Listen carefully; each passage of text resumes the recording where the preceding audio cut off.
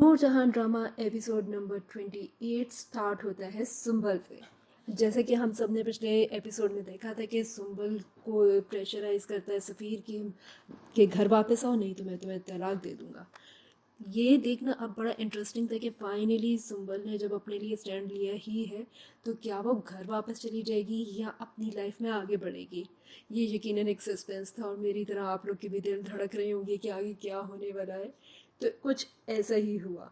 नूरजहां सफ़ीर से पूछती है कि क्या तुमने मेरा मैसेज सुंबल को पहुंचा दिया था। तो वो कहता है कि बिल्कुल मैंने पहुंचा दिया था। तो कहती है अभी नहीं आई। कहता है सब कुछ आपके सामने ही है। जिस पे नूरजहां को गुस्सा आता है और वो खुद सुंबल को लेने के लिए चली जाती है।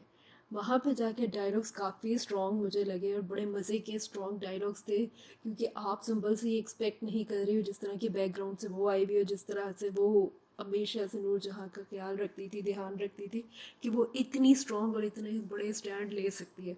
सो फाइनली वो अपने लिए एक स्टैंड लेती है और कहती है कि मैं तो घर वापस नहीं आऊँगी। जिस पे नूरजहां उसको एक बार फिर से तलाक की धमकी देती है। सुंबल कहती है अब आप जो मर्ज़ी कर लें, तलाक देनी है तो भिजवा दें, मैं तो घर वापस नहीं आऊँगी। सुंबल जैसी लड़की के लिए ये स्टैंड लेना कोई छोटी बात नहीं है, जिसको ये भी पता हो कि उसके ना माँ बाप हैं ना कोई और रिश्तेदार है, तो वो किसके भरोसे रहेगी। यही खौफ उसके जहन में होता है, जो वो नूर बानो से भी डिस्कस करती है। नूर बानो उसको समझाती है कि मैं आपकी बहन की तरह हूँ और आप बिल्कुल अकेली नहीं, मैं हर पल आपका साथ दूंगी।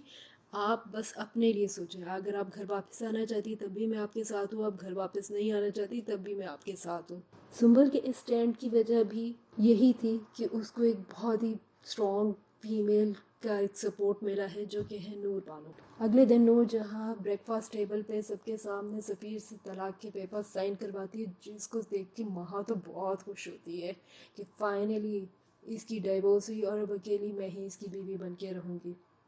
और पेपर्स नूर बानो के मुंह पे मारती है कि जाके उसको दे देना।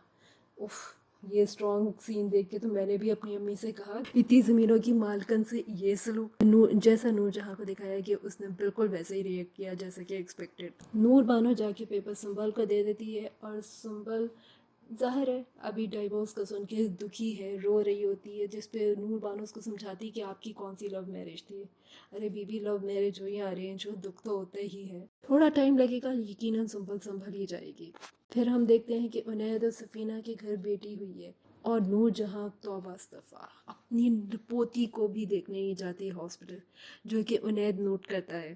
फिर वो घर आ जाते हैं तभी वो उनैद की बेटी को हाथ तक नहीं लगाती। उन्हें ज़बरदस्ती अपनी माँ की गोद में अपनी बेटी को रखता है, जिसको वो एक सेकंड के लिए टच करके और उसको वापस कर देती है। अगेन उन्हें इस चीज़ को नोट कर रहा है। सफ़ीना के माँ बाप उसको लेने आते हैं और वो सफ़ीना को छोड़ने चले जाते हैं। यहाँ पे एक बड़ा इंटरेस्टिंग सीन दिखाते हैं जो मुझे बहुत पर्सनली पसंद आया। बड़ी छोटी सी बात है, लेकिन उन्हें ये नोट दिखाया कि सफ़ीना का बाप कहता है कि हमारी छोटी शहज़ादी बगैर एसी वाली गाड़ी में कैसे जाएगी। तो सफ़ीना फ़ौरन कहती है वो सिर्फ उनैद की बेटी नहीं, मेरी बेटी भी है, वो बगैर एसी के गुजारा कर लेगी।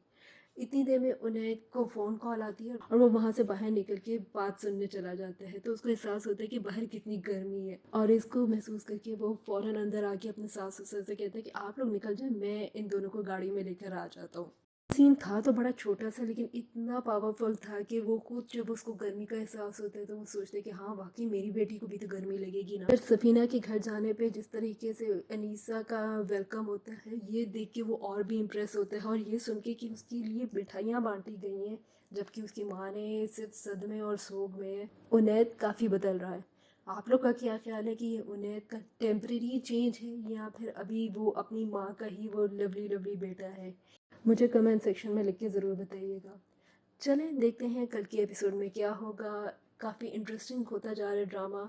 हालांकि ड्रामे की स्टोरी बहुत ही सिंपल है, कोई इसमें कोई बहुत ज़्यादा उतार चढ़ाव नहीं है। वही सास बहू का ड्रामा, वही बेटी के पैदा होने पे दुख, लेकिन जिस तरीके से इस ड्रामे को शो किया गया है वो बहुत कमाल का है। स्टोरी बताना, डायरेक्शन, एक्टिंग इस ड्रामे को बहुत ज़बरदस्त और मस्ट वॉच ड्रामा बनाती है। फुली एंटरटेनिंग ड्रामा है। मतलब कोई भी सीन ऐसा नहीं होता कि आपको लगता है कि यार ये सीन क्यों आ गया, ये नहीं होना चाहिए था, इसको डिलीट होना चाहिए था। सारा ड्रामा देखना ही बहुत ही इंटरेस्टिंग होता है। मुझे कमेंट सेक्शन में लिख के बताइए कि आपको ये ड्रामा कैसा लग रहा है।